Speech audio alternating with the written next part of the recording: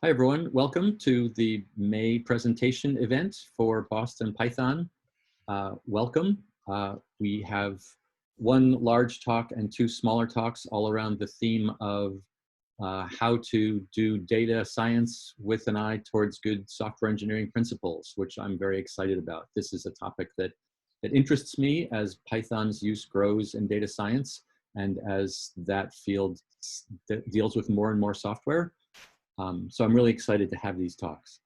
Before we get kicked off, I want to tell you that all of Boston Python's interactions, whether online or face-to-face, once those are possible again, are covered by our code of conduct. Let me share my screen quickly here.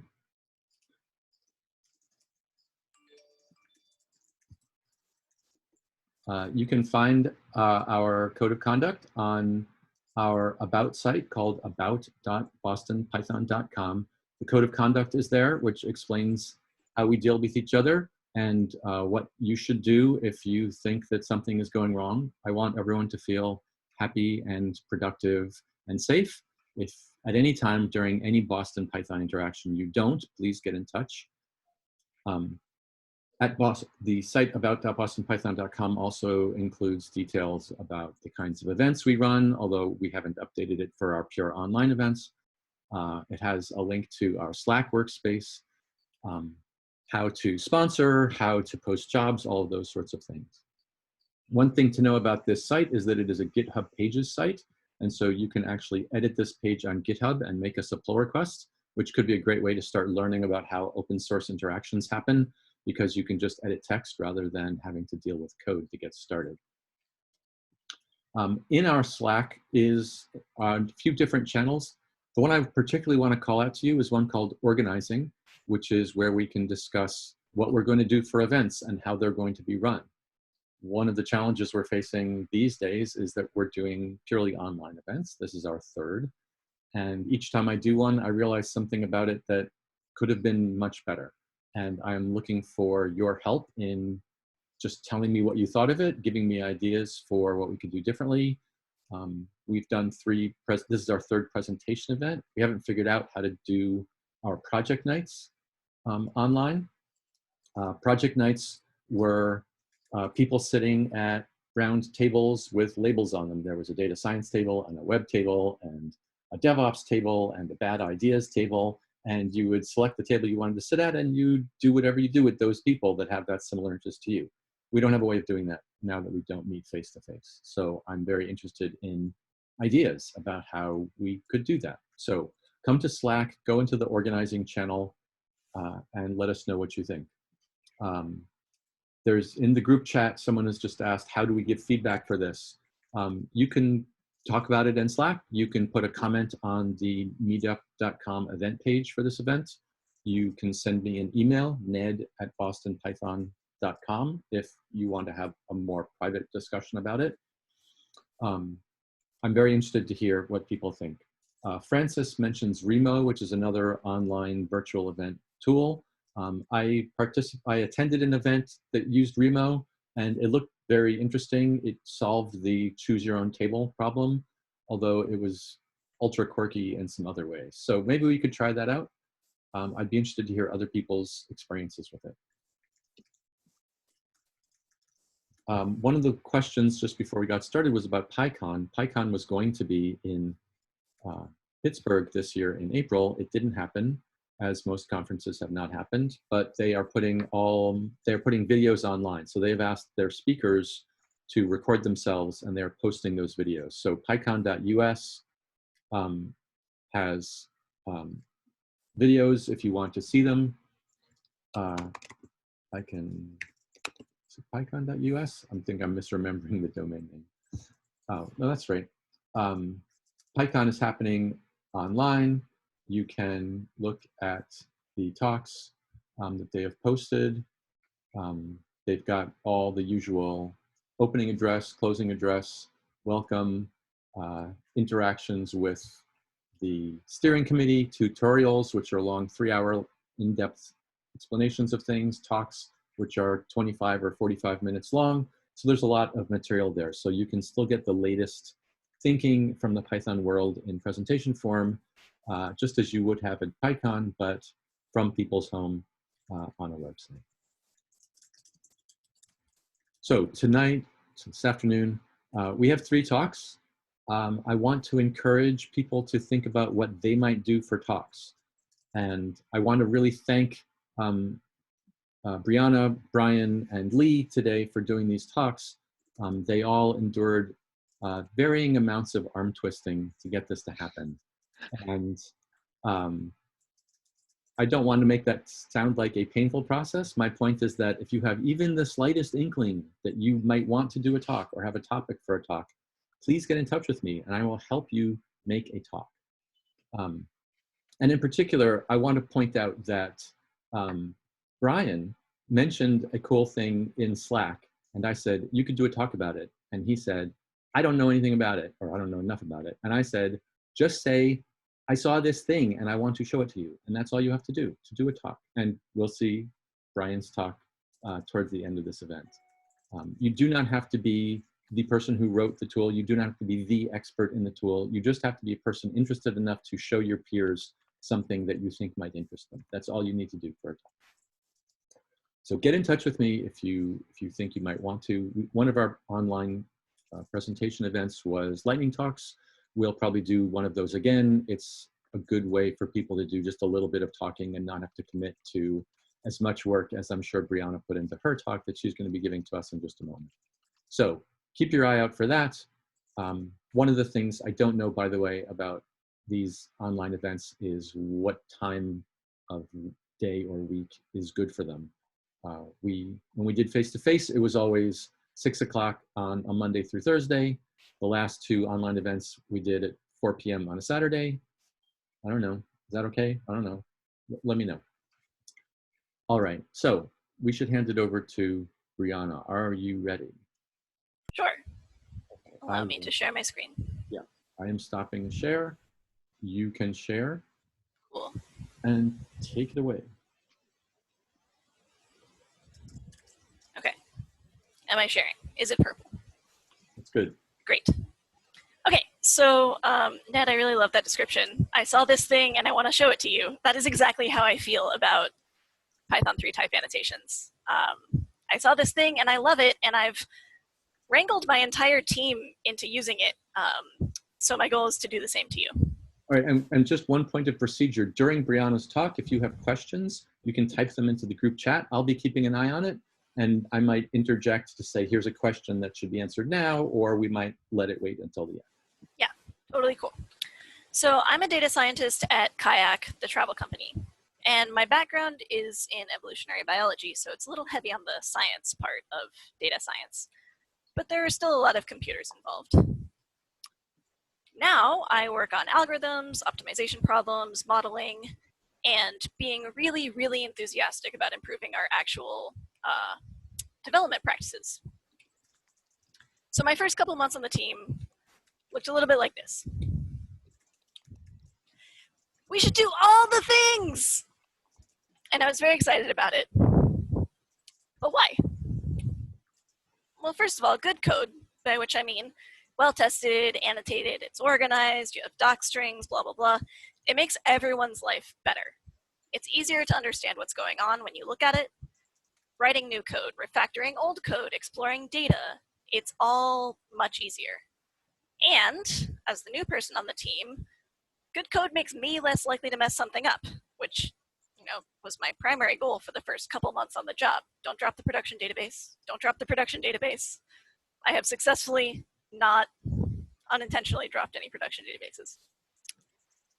Also, acquiring better software development practices is actually really important for academic scientists learning to program, because it improves reproducibility, it makes your life easier 6 months in the future when you have to change your analysis, but it's also important for moving into data science. And finally, data science code often has some low-hanging fruit for better development practices, and that's fine.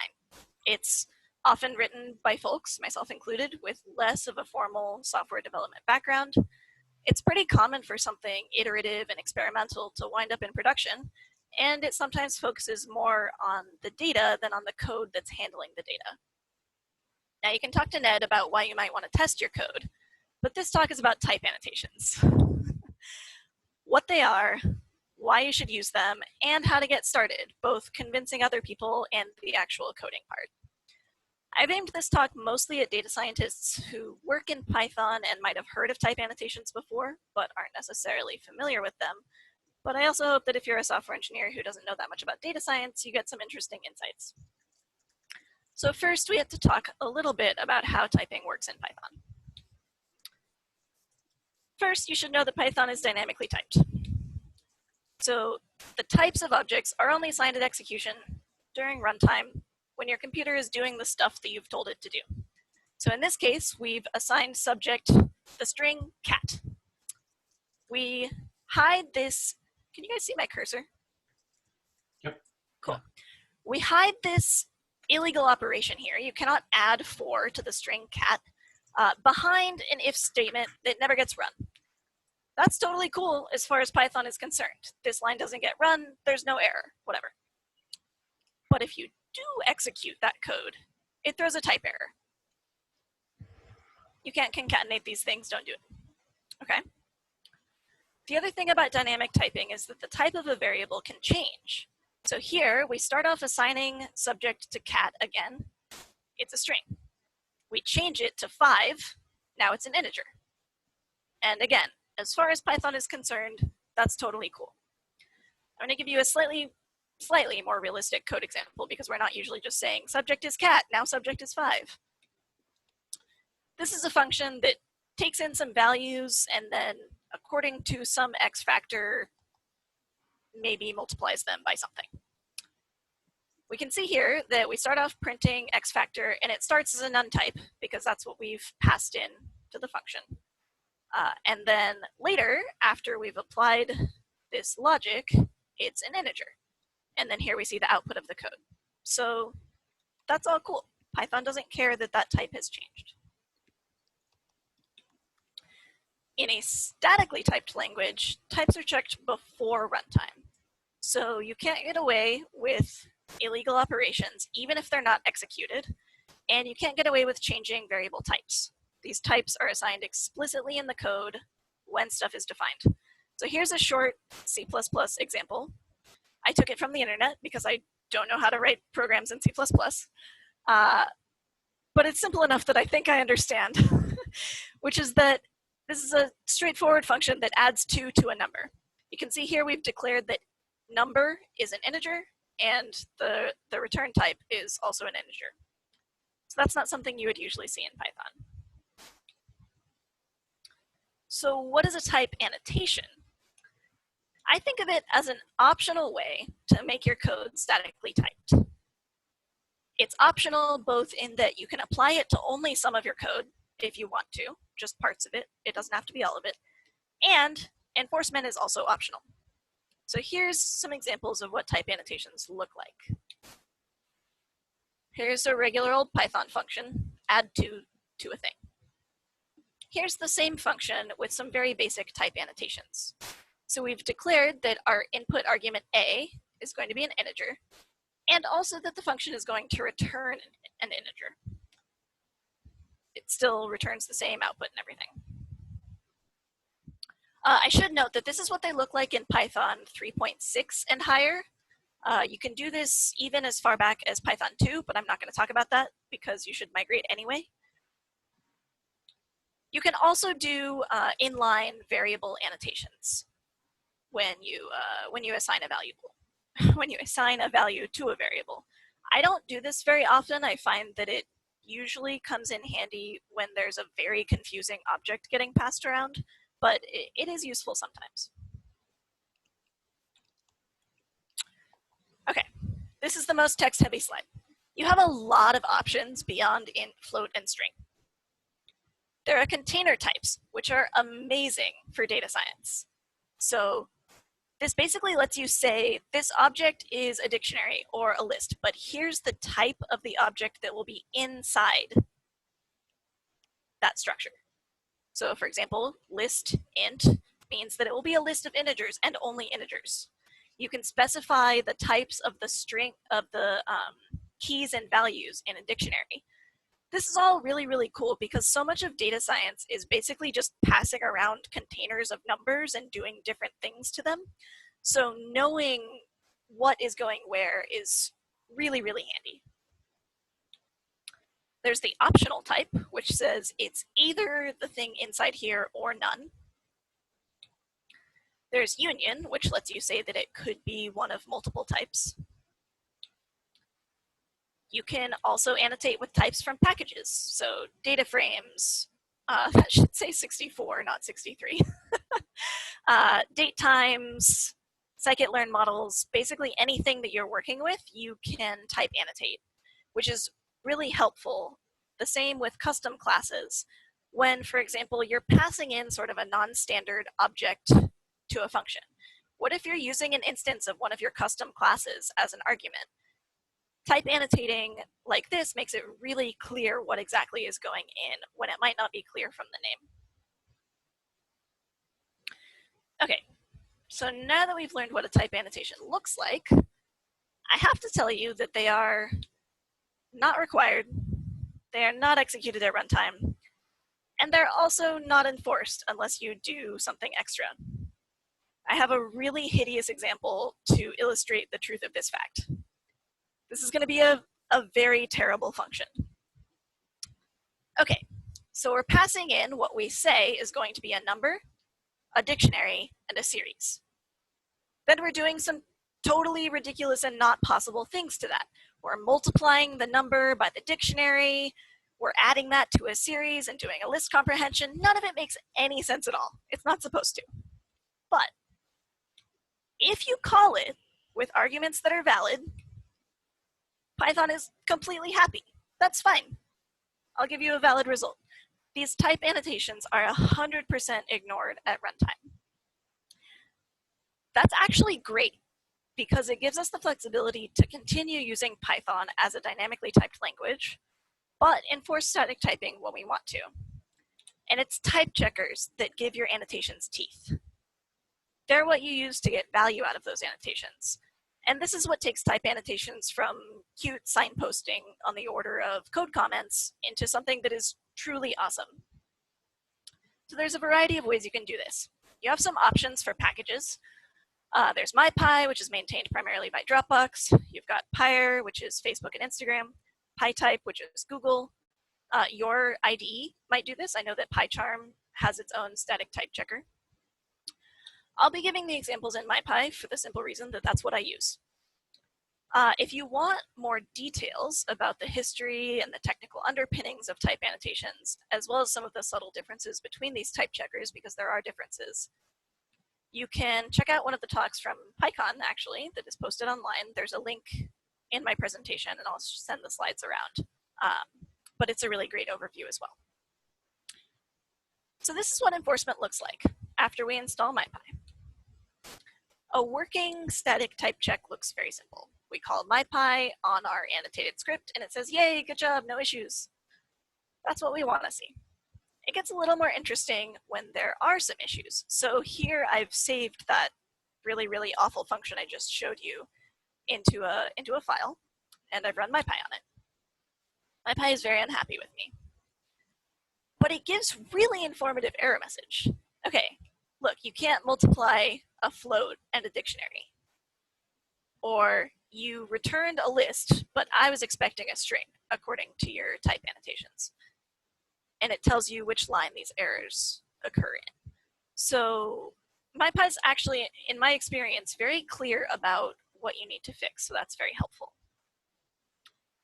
I'll also note that if you don't annotate a function or any part of your files, MyPy completely ignores it, which is very helpful because that means that you can gradually add type annotations to your code base. Even in the same file, you can have some of the functions annotated and some of them not, and MyPy won't throw a fit about it. Okay, so this all seems like a lot. We know that we can write type annotations and we can use a type checker to enforce them, which is probably good if you think that your function should return a series, but you wrote code that actually returns a data frame. But this does sound like a lot of effort. So, like I convinced my team, let me convince you why you should do it. It's because annotations and type checking make your code clearer, easier to write, and safer. I'm going to show you two functions. One of them is annotated and one of them is not. So in the first one, we've got some kind of standard docstring. It explains what the function does. Some of the parameters are annotated. Some of them explain what type it should be. This one shows you it should be a Boolean. It tells you what it returns. The second function does the same thing, but with type annotations. So all that information is packed in right here. We know that values is a series. We know that it returns a series. One of these is much easier to update than the other. In fact, there is actually an error in the first docstring from when I was initially going to make this example function operate on a data frame and return a data frame. But I forgot to update it in the docstring. This is genuinely a mistake that I made as I was writing these examples. I did leave it in on purpose as an example, but that did happen. So if you change your mind sometime later and need to change this function or refactor it to run on a whole data frame or something, it's much easier and faster to just update these type annotations than to go through and update the docstring. And in my experience, docstrings can get pretty stale. Not always, but sometimes. And if you're enforcing type annotations, it's much harder. Okay, now I'm going to show you some more interesting code. So let's assume that we, and by we I mean I, have some code that got slung together in a hurry to finish a project on a deadline. And by project on a deadline, I mean my dissertation. This is just a very small piece. It's a class method from a big ugly thing. Now the code is not particularly great or exciting, but it does work. And it's a great example of how annotations can make code clearer, especially when it works fine and taking the time to rewrite it is not a priority. So the docstring says what the function does. It trims some strides to a contact period. It tells you that one of these things is a data frame, but there's some confusing stuff going on here. What is F if it's not none? What are these things? So here's an example of. Oh, it's fine. Not to move. Oh, you want to stay here or not? I don't care. Everyone has to mute, please. Hold on. Thought that was a question. Well, I'm going to the couch. Go, Brianna. Okay, great. So here is that same function, type annotated. Oh, look, these things are optional data frames. And it returns a tuple of 2 data frames. That's good to know, and it's very quick to scan the function signature and understand that. This took me like 15 seconds to implement. I type pretty quickly, but still, it's not a lot of effort to annotate a function. We could also annotate these ambiguous variables. Those are actually integers that represent certain frames. In reality, you would probably annotate these up where they're defined as attributes in the class, but just to show you what variable annotations might look like here. So this is just a toy example. It's one small function that I wrote a couple years ago. But imagine this dilemma replicated across thousands and thousands of functions, some of which are probably beautifully self-documenting and clear, and some of which are big, gnarly 500-line behemoths that were thrown together to hit a deadline 3 years ago by an engineer who no longer works there. The bigger the code base gets, the more helpful these type annotations will be. Type annotations also make writing code easier. So here's an example where your IDE can suggest available methods based on the type of the object. So here, my IDE knows that this is a data frame. So it's suggesting available data frame operations that I could apply. Now you probably know when a data frame is a data frame, but if you're working with instances of custom classes and stuff, it can be super helpful to get this preview of what functions you have, what methods you have available to you. The same is true if you don't 100% remember whether you're working with a string or a list of a string, things like that. Type checking also makes your code safer. Easier to understand code leads to fewer mistakes. If your mental model of the flow of data is clear and precise, you're much less likely to make a breaking change. This is especially critical for working in a team, and double especially for folks who are newer to the team, who haven't had years to build a mental framework of this particular code base, even if they are experienced. Also, dynamic typing can lead to some very quiet bugs. For example, a lot of the methods that work on a pandas series will also work on a whole data frame.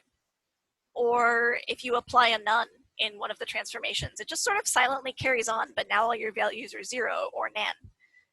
Now, maybe you have checks in place for this, but maybe you don't.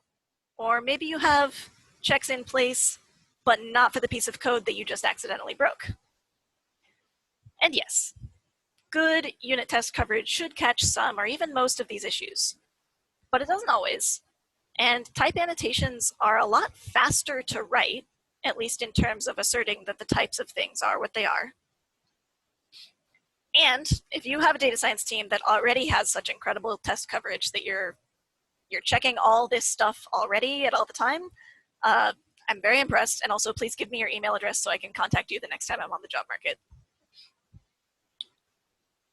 Mistakes happen. We should put effort into systems and processes that catch them, not into trying to be perfect. That's why I love testing my code, and that's why I love type annotations. Okay, so how do we get started? Hopefully I've convinced you, but you're the goose now. You need to convince your team. One of the best ways of doing this is to solve a problem. So you could replicate how type checking would have caught a recent bug. Ideally a very expensive bug, but take what you can get. You could show the unit testing time that you would save by not having to write all these asserts about what's coming in and out of functions. Just the unit tests that are asserting what's coming in and out of functions. Type annotations do not completely replace testing, and they shouldn't. They're complementary things. And this approach also works best if your team is already trying to put effort into testing. You can also advocate for newer team members. I've mentioned again and again how this makes code easier to read, easier to scan, but it's really something when you're working in a fully annotated part of the code base, you develop such a faster mental framework of what's going on. It's really wonderful. You can also do some demonstrations. So go add some type annotations to one of your files. Note how little time it took you, especially if you're using some of the automatic tools that I'm going to share in a sec. It's like a few minutes per file. And show off the features. You know, if you have any configuration nerds on your team, pull it up in your IDE and show the method suggestions. That would probably have convinced me. And finally, I am absolutely not above the argument from authority. You know, Dropbox did it. They type annotated 4 million lines, probably a lot more by now, of their Python code. You know, Google and Facebook have their own Python static type checkers, which means they're definitely doing it too. Even better if you've got a team at work that's doing it. You can just point to them, like, oh, hey, the DevOps team says it's great. We should do it. Okay. So you've either convinced your team or you're going to put in some time on the side to do it, to convince them. So how do you get started? There's a bunch of different ways to start. You can just go into some code and start adding the type annotations. You just add a colon after an argument in a function and then say what type it is. You can check the docs if you get hung up on stuff. You could also annotate new code as you write it. That's an easy way to not have to spend really any extra time on it because it adds almost no friction. Or my favorite way, you can start with automatic annotations. And you can collect these either by running your code or by running your tests. I actually haven't done it from running your test suite, but it's in the documentation. Automatic annotations are super cool. It really can speed you up. So you have a handful of options here as well. The two main ones that I know of are PyAnnotate and MonkeyType, but there are probably some others out there. And again, I'm more familiar with PyAnnotate, so that's what I'm going to roll with. I'm showing you how you can use PyAnnotate's context manager to collect types. So you go to your file that you want to annotate. These dots represent all of the actual code that is in there. You import some stuff, you initiate type collection, and then you just context manage the place where all the stuff happens. It pays attention to what types are getting passed around and coming out of functions and going into functions, and it dumps all of these to a JSON file when you run your code. Then you can use PyAnnotate to annotate your source code. If you don't want to actually change your source code, you can leave out the W flag. It won't write, it'll just print. So you just point it at this JSON file that just got created. You tell it which script. You add the Py3 flag, so it does Python 3 style function annotations, or if you want Python 2 style comments, you can leave it out. I will note again, this will change your source code. If it's not under version control, then make a backup somewhere in case you don't like the changes that it made. And then you refine those annotations by hand. It's not perfect. Some of the things I've seen most commonly are overly specific types. So it might specify that these numbers are numpy int 32s, when really it's just an integer. That integer is fine. It might be overly broad. It might annotate something as an any dictionary, which means literally any type could be in there. When you know that it'll always be a key value string pair. And this, which really tripped me up when I first started, error, skipping analyzing pandas, found module but no type hints or library stubs. What does that mean? This basically just means that an imported module has no type annotations in its own source code.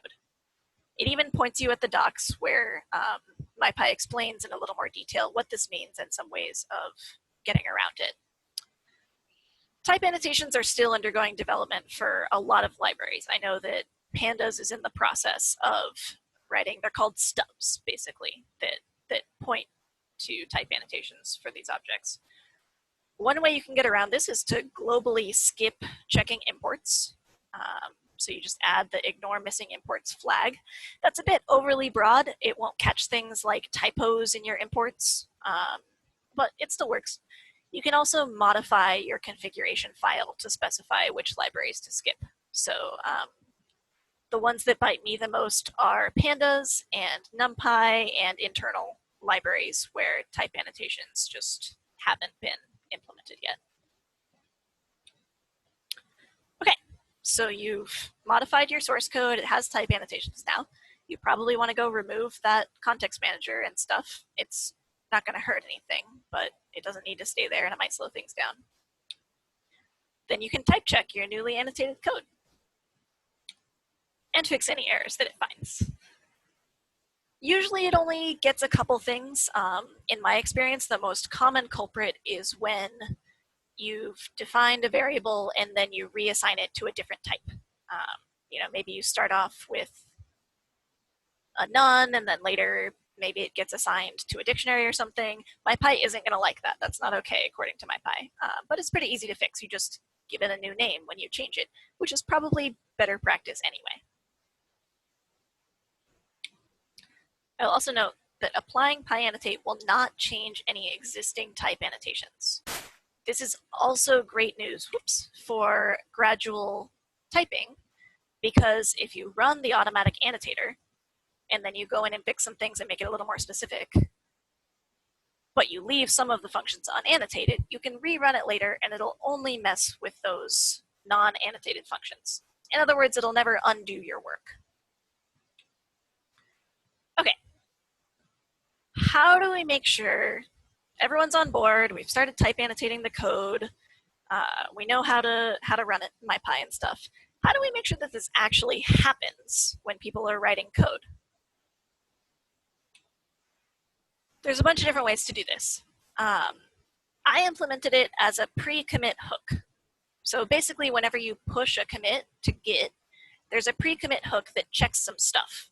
This is what will reject your commit if it has an empty commit message, for example. I just added a little code to run MyPy and make sure the results are passing. If MyPy throws errors, then my pre-commit hook will reject your commit and show you the error messages. I like it this way because you don't get 4 commits that are like, oops, forgot the type annotations and broke the build. Fix the annotations. Okay, actually fix the annotations this time. It just all happens before the commit ever goes in. But really, you can enforce this anywhere in the process. If your team currently enforces tests, for example, if you can't merge to master, or if you can't deploy something, if there's failing tests, you can do the same thing with a broken MyPy build. I think GitHub Actions are a thing now. I'm sure you can hook it up to that. But the idea is to put it in the process so that no one can escape the tyranny of the type checker. So to summarize, type annotations and type checking make your code better, especially in a large code base where there's a lot of people working in it, and especially in data science code that's more focused on getting the job done than on having beautiful software development practice. You can implement these type annotations and type checking extremely gradually as you'd like, or as gradually as your manager would like. It's really lovely because you can start with either an unimportant area of the code base to show that it doesn't blow anything up, or with the most important area of the code base, because that'll get you the most gains for the least amount of effort. And finally, there's a bunch of automated tools out there that can help you with getting these annotations up and running. It can help you with enforcement. You don't have to do it alone. If you would like to do further reading, I have some of my favorite resources listed here. And again, I'll send these slides around. Dropbox has a great blog post from a few years ago about their journey to type checking 4 million plus lines of Python. MyPy has some really great docs, and there's a real Python guide that I found very helpful when I was first starting to wrap my head around what type annotations were and why I was getting weird errors. So I saw this thing and you should use it. Thank you. Thank you, Brianna. Very nice. We have some questions in the channel. Actually, I have a question. You mentioned convincing people to do it by showing how a bug could have been prevented, ideally an expensive bug. Is it immoral to create an expensive bug in order to convince them? If you would like to show an example of how an expensive bug could be introduced, I think that would be fine. Okay. Otherwise, it might be a little much. I'm not saying I've done this at my workplace. Noted. But actually, there was a real question in the channel. Well, someone did point out the CI and GitHub hooks before you had mentioned it, so that's cool. People are on the same page. Nice. And there was a suggestion also to add it to the coding standards document, if you have one, presumably. But an early question that came in was, what about type annotations for NumPy array shapes? Yeah, so as far as I know, that's not currently a thing. I think NumPy, like pandas, is kind of in the early stages of figuring out type stubs and how to make all of that work. But I'm not 100% sure. Mm-hmm. When I last checked several months ago, there wasn't really anything working that I could use. I think in the long run, it would be amazing to be able to annotate the type of a pandas column or the shape of a NumPy array. I think that would be awesome. Right. I know that PyContracts, which is a completely different way to do this, where the types are checked at runtime by decorators, they have support for, it must be an array of these many dimensions, or maybe this shape, I forget which. That's cool. Another question, does it have advanced features like generics and type inference? I think so. I have not used the advanced features. I know that type inference is one of the things that I think Google's type checker handles a little more fluently than MyPy. I've seen some more advanced MyPy documentation on generics and stuff, but I don't remember if it says you can or you cannot. Okay, by the way, if anyone listening knows an answer to this, feel free to unmute and jump in and let us know about your experience with these things. John asks, is there a way to add type checking on each series within a data frame, or can you just assert that something is a data frame? Meaning, like asserting that Yeah, okay, so each of the columns within the data frame is a certain type. You can't do that right now with type annotations. You could with assertions. But right now, there is not a way to do that, Okay. much to my chagrin. Mike asks, can you say something like any type that has comparison defined, or any type that implements abs, absolute value? I'm not sure. Again, that gets into the like slightly more advanced MyPy annotations that I haven't needed to do. Right. There are in the things defined by the typing module, so things like the container types that I mentioned earlier, there are duck types. So that would include like iterable, which is anything that implements that method that you can iterate over. Any of those is fine. So I think yes, but in practice, I have not messed around with that too much. Right, and I know from my travels that it's either the collections.abc module or the typing module defines things like Brianna said, iterable, and I think comparable and collection, which includes a couple of special methods. I'm not so sure about whether you can say it must define this particular method, but I think they're getting there. One of the interesting tensions in static type checking for Python is that we had 25 years of dynamic typing with duck typing culture informing everything, and now we're going to start talking about types and how do you get duck typing and type checking together. I don't know the details, but I believe there is some support for duck typing in the form of any type that can do this. Yes. So I'm seeing mapping, mutable mapping, sequence, iterable, list, and set as available duck types. And the other thing to know about typing is that it's all still in flux. So there are PEPs still being written, proposals still being written about features to add to the typing syntax, and then bugs and features being worked on in the type checkers themselves to let them do more things. So if you look into the type annotations now and it can't do something, that doesn't mean that in a year it still won't do that thing. Everything is being developed as we speak. On that note, yeah, structural typing, it looks like it was introduced in Python 3.8. This is Dan. I put a little link in the chat there. And it does look like by subclassing protocol, you can define your own structural types, but I've never used it. One of these days I'll have to learn what structural typing means. I'm glad I'm not the only one. I mean that's just the term for exactly what Mike asked. Oh, okay. Instead of, we're typically used to nominal typing by name. So that's the name of a class. And structural is for what is the shape of the thing, not NumPy shape, but like what interface does it provide? Got it. Yeah. Yep.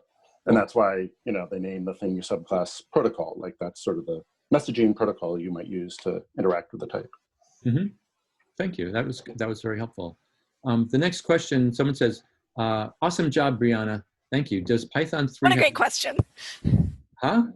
What a great question. There is an actual question, but I thought I would include the pleasantries along with it. Does Python 3 have a switch to enforce without resorting to MyPy?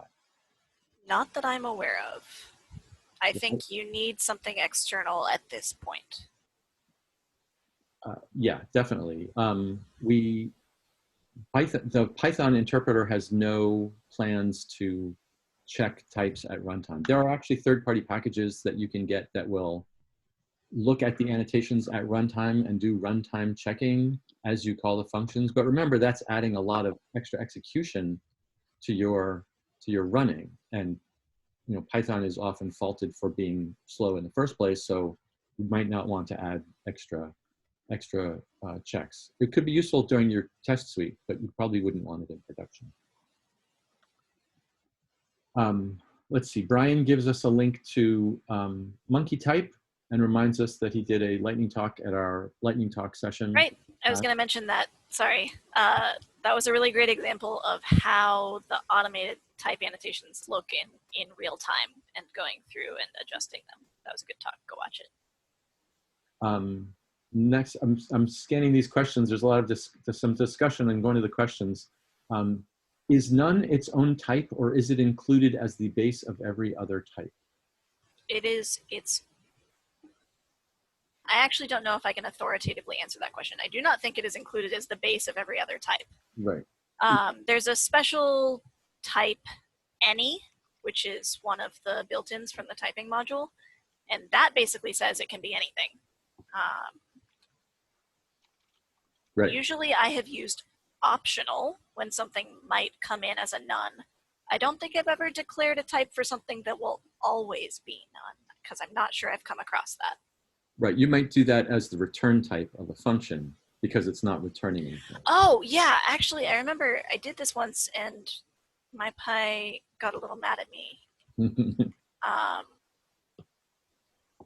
So the great thing so in MyPy, you have to explicitly say that it is returning none, and then you must explicitly return none. That's what it was. You can't skip the return statement or just leave a blank return. Right. We have a link to generics with variants, covariants, and contravariants, which are yet more words that I'll need to become acquainted with. And that is the end of the questions we had in the chat. If there are there other questions? Oh, can you explicitly return other specific value? 5. I'm not sure what that means. So No. You can't declare a function as it will always return this particular value. Saying that it returns none is kind of a special case where you'd normally put the type of the return value. You literally say none, and that's sort of a stand-in for the type of none. So that's just kind of a special case there, but normally you wouldn't put values in the type annotations, only types. Okay, thank you, Brianna. We've had a surprising number of people saying use PyTest. Yeah, I support this. Use PyTest. Use type annotations. Great. Thank you, Brianna. Very nice. I think we all got some good pointers. I know I got some good pointers. I took notes to try both MonkeyType and PyAnnotate just to see what happens. It's a cute parlor trick, if nothing else, that it's going to throw stuff all over my code. I want to see what it'll do. Thank you very much. And we will put links to these slides on the Meetup event page and probably in the YouTube description as well. All right, thank you. Sure. Our next talk, I forget which one I put first on the event page, whether it was Lee or Brian.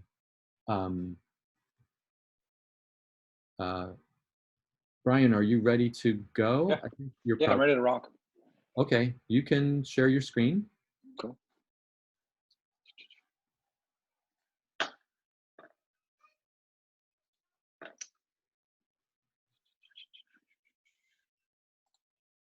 Can everyone see my screen? Looks good. Awesome. Thanks, everyone. Thanks for the great transition. My name is Brian Doucette. I work as a senior data analyst for a company called Kairos. We're a health tech startup based here in Boston. And I'm here today to talk to you about how you can add pipeline testing to monitor data quality, specifically using the Great Expectations package for Python. Just want to give you a quick outline on what I'm going to cover today. I'm going to say a few words about what pipeline testing really is for those that don't know what it is. I'm going to show you how you can get up and running and build your own pipeline test using Great Expectations. I'm going to run through a quick example, and then I have some links and helpful resources at the end. So what is pipeline testing? They're tests applied to data instead of code. Think unit tests for your data. They're performed at runtime. The purpose of having pipeline tests is to reduce breakages in your data pipeline due to some improvement or change upstream. An example of a potential breakage, maybe your engineering team changed their schema and your data pipeline really wasn't expecting all of these new fields that are flowing downstream. Before I get started, I really want to set a few expectations about Great Expectations and about the talk in general. So Great Expectations is not a framework for executing data pipelines. It's not an orchestration tool like Airflow or dbt. Although it integrates nicely with those orchestration tools, it does not actually execute these data pipelines for you. It's also not a data versioning tool. It doesn't store any data. Really, it just stores metadata about your own data. And this, at a high level, is not a talk about how to actually build and construct a data pipeline. Although I would like to talk about that, it warrants like a longer discussion. So 4 value props about why you should use Great Expectations. The first one is that it really jumpstarts the process of writing pipeline tests. And it does this through its automated data profiling. Through this automated data profiling, you can quickly build a picture of your data and start exploring it much faster. You don't need to spend all that mental energy trying to figure out where to start. This is really great for when you're working with a new data set you've never seen, or you have a new team member that needs to get up and running quickly. They can kind of deploy a new Great Expectations project and get a quick picture of what they're working with. The second key point is that these expectations that you write are declarative. What this really does is it allows you to articulate and describe how your data is expected to behave. It's kind of similar to assertions, traditional Python tests. The third point, this is probably my favorite, is that all the different integration options you have with other data stores, you can use it with pandas, you can run it against data in a Spark cluster, you can run it against popular database systems like Postgres or MySQL, you can even run it against big data warehouses and Redshift. What's also nice is that you don't need to write custom components to configure all these different connections. Great Expectations takes care of that for you all out of the box. And I mentioned earlier that it's not an orchestration tool, but that it integrates with orchestration tools like Airflow. So you could actually use the results of a Great Expectation test to like fire off some Airflow job or to like send a Slack message.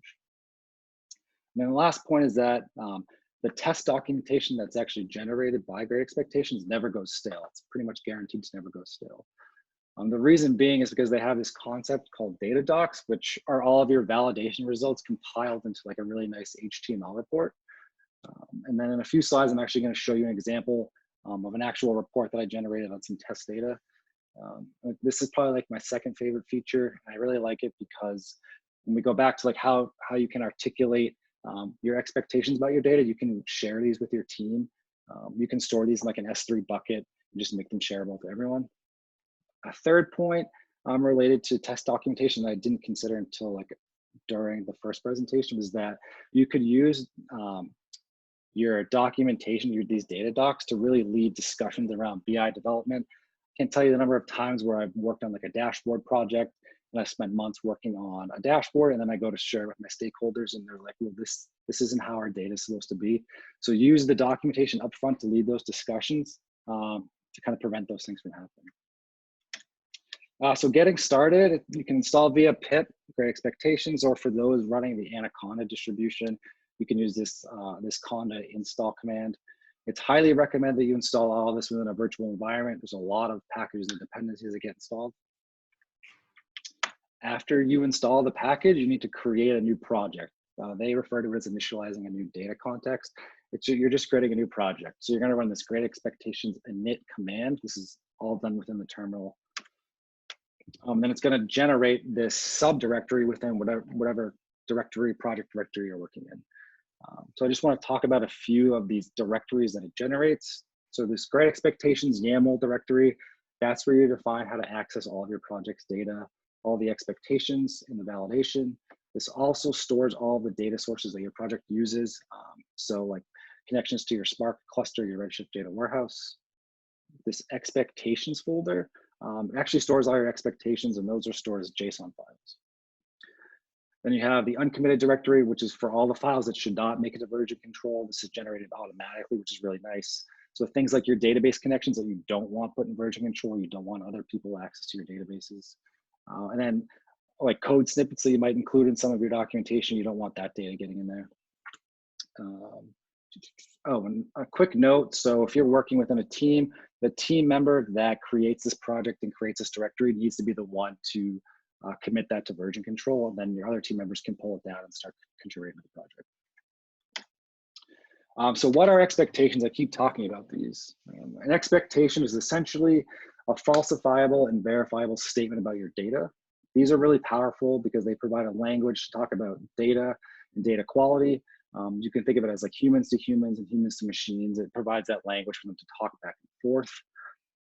Expectations are Python methods, and you can combine multiple expectations and create this whole expectation suite, which is really just an entire picture of your data set. And what's really nice is these expectations generate metadata about your data. So here's an example of some of that metadata I just referred to. It's stored as a dictionary. I just highlighted two values, sample values. So that's the observed value that the actual test returned. Element count is the number of records that are tested against. So in this case, 131,000, and the success of that validation test was true. The nice thing about having all this metadata as a dictionary is that you can access certain elements, then use those element values as like conditional logic somewhere else in your data pipeline. So for example, if the success message is true, you could kick off a different Airflow job, or if some value is below a certain threshold, you could fire a Slack message to your team to prompt someone to go look at it. That metadata is then converted into like human readable documentation. This is what I was referring to before. So this is an example of the documentation from that metadata on the previous slide. It's written in plain English, and it makes it really easy to interpret. This is the Great Expectations data doc that I referred to. So in reality, your tests now become your documentation, your documentation become your tests. So let's get to some code now and look at an example that I spun up. Here's an example of just a quick data pipeline I was working on, which is how I stumbled upon this package. Just wrote a simple Python script to pull down a CSV file. I then wanted to insert some validation tests on that raw data in the second step using Great Expectations, then load that into a Postgres database, and then create some sort of data set for analysis, probably like a view, and then apply some tests on that view before it makes it into my data viz tool, in this case, Tableau. Here's some quick code that I wrote. The data set, the subject of the data set was just some COVID-19 daily cases from the Johns Hopkins repo on GitHub. So I wrote just a simple function to pull that data. So we're looking at cases from April 1st through May 13th. And then I just pulled 5 sample records from that data set. And then obviously the links to all that material is down at the bottom. And then just an overall summary. So we're working with 131,000 records. There's 12 columns. You see the different data types. So now what we're going to do is create expectations on this data set, and I'll show you what the tests look like. So the first step in creating an expectation is to run this Great Expectations suite new command in the terminal. It's going to ask you to specify a file path for the sample data that you want to profile. In this case, I'm working on this test.csv file in my COVID-19 directory. I'm going to ask you to name it. I just named it test. And then Great Expectations will just give you like a confirmation message saying they're now going to take a few of your columns and generate like a sample profile about your data. Step 2 is to review it. So I'm going to jump over to the data docs that are generated. Oh, and that did not work. These are the data docs. I showed you a screenshot earlier. It's really just human readable documentation. So you can see if I had a column in my data set called movie ID, it would show me the type. It would all of these statistical values about that object.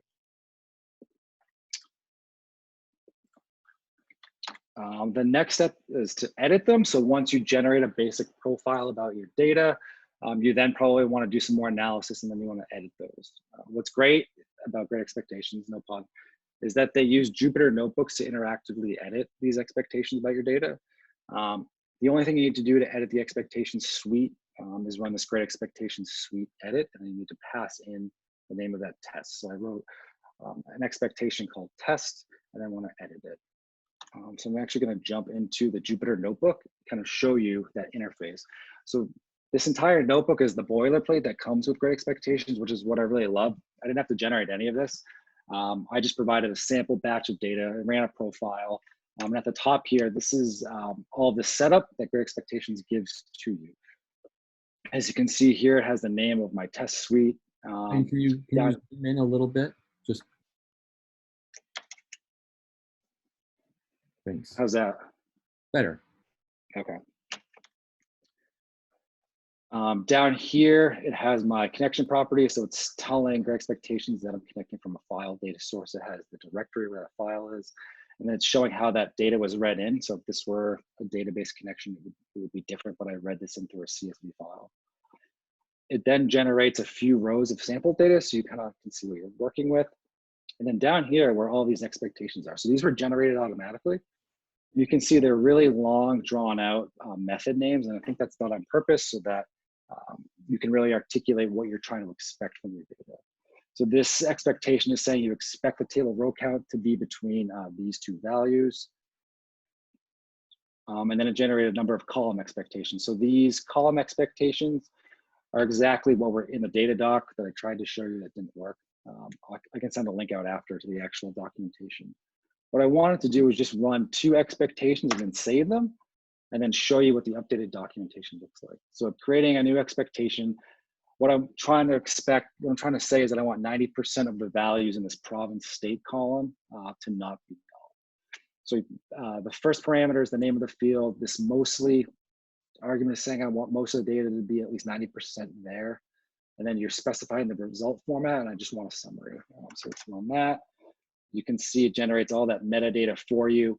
But what it's telling me down here is this unexpected percent that's saying that almost 6% of the data was null. And the overall success of this test was true. Another example is I wanted to set some expectations around the mean number of active cases. So I set a min value of 500 and a max value of 750. These are completely arbitrary, and there's not a lot of thought given into the values passed here.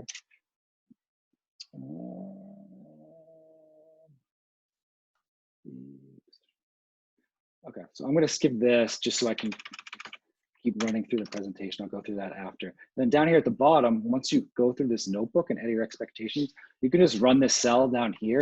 It's actually going to build a new data doc for you. You can see it running, and then it should fire up a new data doc in a second. Great. So here is, since I only ran that one cell in that one new field, here is that new expectation on the province state field that I ran. I basically said I wanted the values to not be null 90% of the time. The observed value is that actually 94% of them were not null. So you can see if I ran that entire notebook, I would have an entire list of expectations. What I want to do is jump here. So these are all the different versions of expectations that I edited. So it keeps a history. So if you forget what you did or you want to go back and look, you have that available to you. Now what I want to show you is kind of what the typical workflow would be when you're working with this package. So you'd first generate those expectations. You'd provide a sample batch of data. It would profile it for you. You would spend time reviewing the data doc, and then you would actually edit those, excuse me. And then you would kind of work in this loop of review, edit, review, edit. These are some resources that I found really helpful for me when I was learning the package. The official documentation, there's also a data engineering podcast where they had one of the lead developers of the package on. I thought it was really interesting.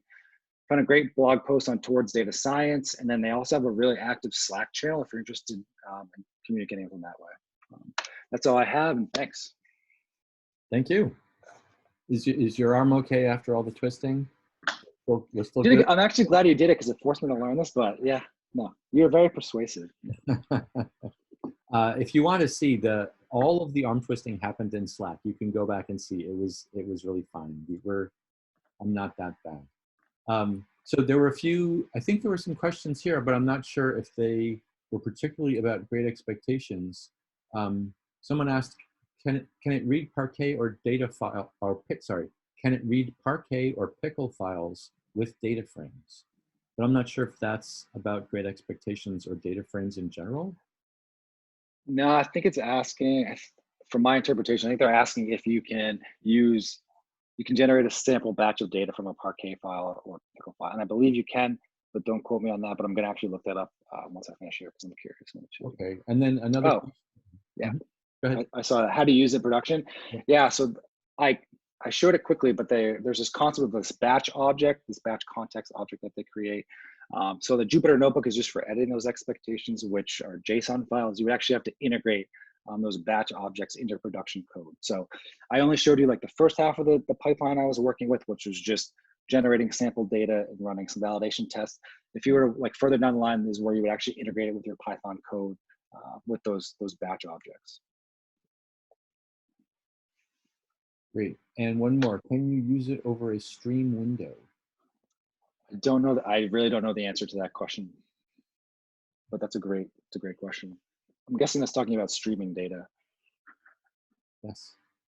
All right. Well, thank you, Brian. Thank you very much. Cool. It does, I wish I were in the data world, partly so I would understand what all my members are talking about all the time. But also it just looks like a fascinating place to be with the explosion of all these new tools. Yeah. Definitely. Lee, are you there, Lee? Yep, I'm ready. All right, you can share your screen.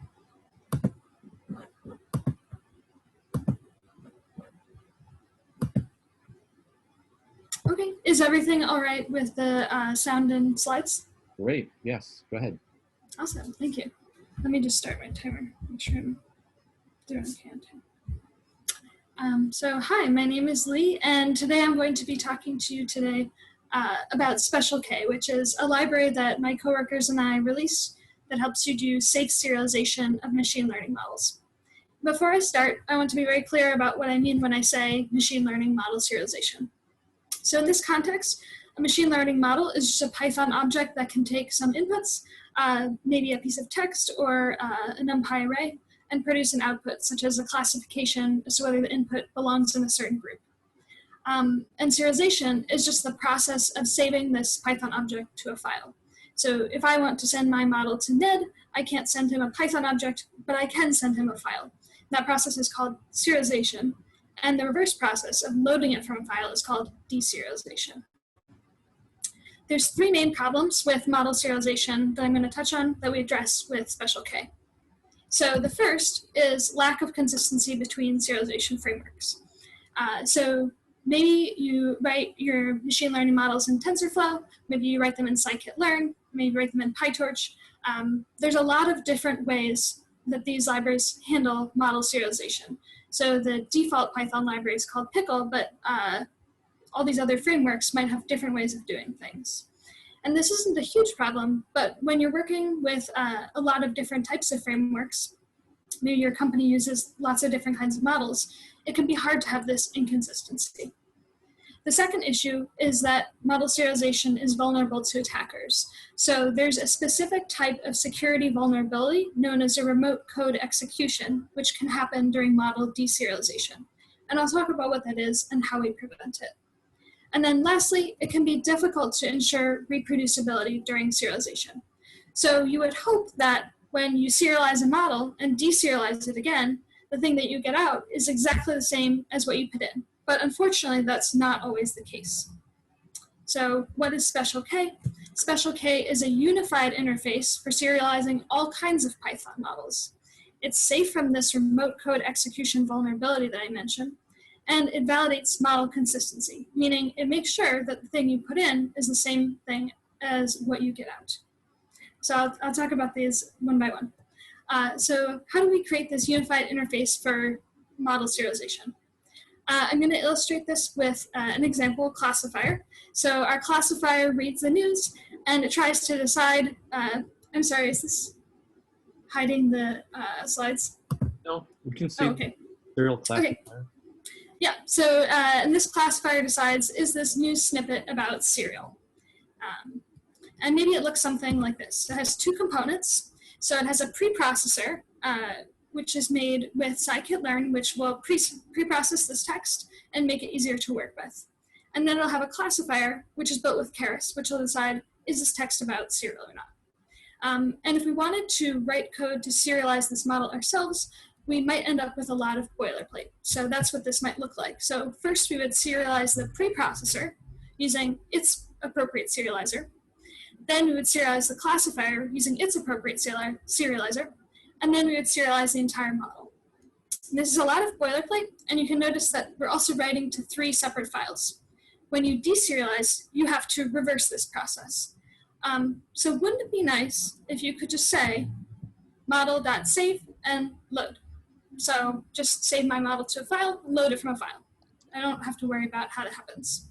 And that's what Special K allows you to do. So how do we do this? The way this works is you inherit from this class serializable model. And all you have to do is explain which components of your model should use which serializers. So here I'm saying the preprocessor component should use the job-load serializer, and the classifier component should use the Keras serializer. And then Special K is able to serialize your model for you. Just call save and load as appropriate. So that's really nice. It allows us to treat all different kinds of models in the same way. So next, I want to talk about how this addresses the security vulnerabilities I mentioned earlier. So what exactly is a remote code execution? In order to answer this, we're going to take a look at Pickle, which is the default serializer for Python. So when you go to the Pickle documentation, you're greeted by this like big red warning. What does it say? The Pickle module is not secure, only unpickled data you trust. And why does it say this? The reason is Pickle allows you to serialize arbitrary code.